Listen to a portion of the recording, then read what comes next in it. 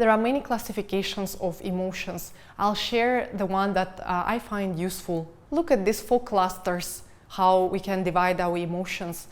The first one is sadness group, which also includes grief, melancholy, loneliness, depression, nostalgia, and other emotions that you see on the screen. Usually we are trying to avoid sadness. It's not great in our culture to be sad. We try to switch immediately just to do something active, to do something fun. But in reality, sadness that helps us to ground ourselves, to connect with our deeper roots. It helps us to release, rejuvenate, and it helps us to relate to others. Remember, when you watch TV and something sad happens around the world, immediately you feel this sadness in you as well. It's the easiest path to empathy. Sadness is also an emotion of the past. Usually we're sad about something that already happened. And what we can do with sadness, most important is to accept it. Acceptance, that's the way to deal with sadness. And you can then release and let go. The second cluster is fear family. That also includes anxiety, worry, panic, phobia, shock, excitement, curiosity.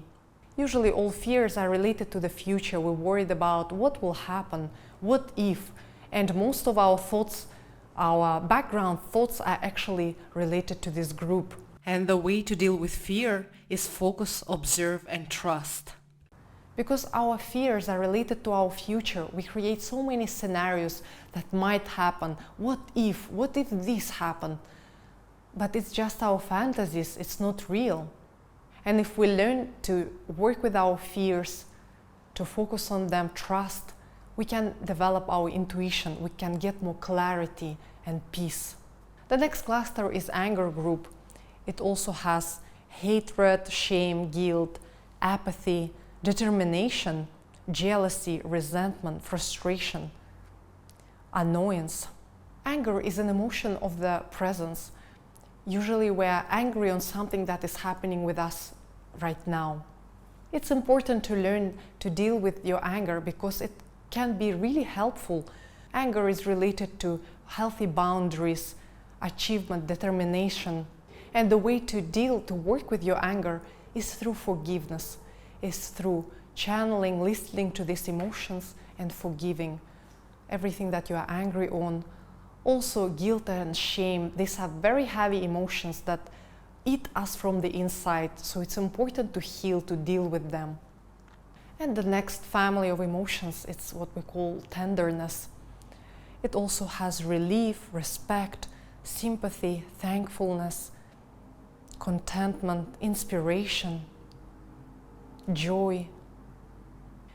It's a very special group because it's timeless. When you feel content, you experience it forever, and in a second you don't feel time. You can promote this state more by practices like gratitude. And of course, once you trust, accept, forgive, that's when you move towards this state. What you can do with this group of emotions, it's be grateful and let go. Don't be attached to these two, because otherwise it will create this dependency. And that's what's happening right now with us. We have social media just promoting state of joy, happiness, and we always want to be in that state when it's just one single part. And also remember that our emotions are temporary. Usually it lasts about 12 seconds and then emotions disappear. So it's your choice what to do. You can always hold this space during these 12 seconds, observe it, and then let it pass, let it be. You don't need to engage with it all the time. You always have a choice. Remember this quote, "This too shall pass." The same with our emotions. It all will pass.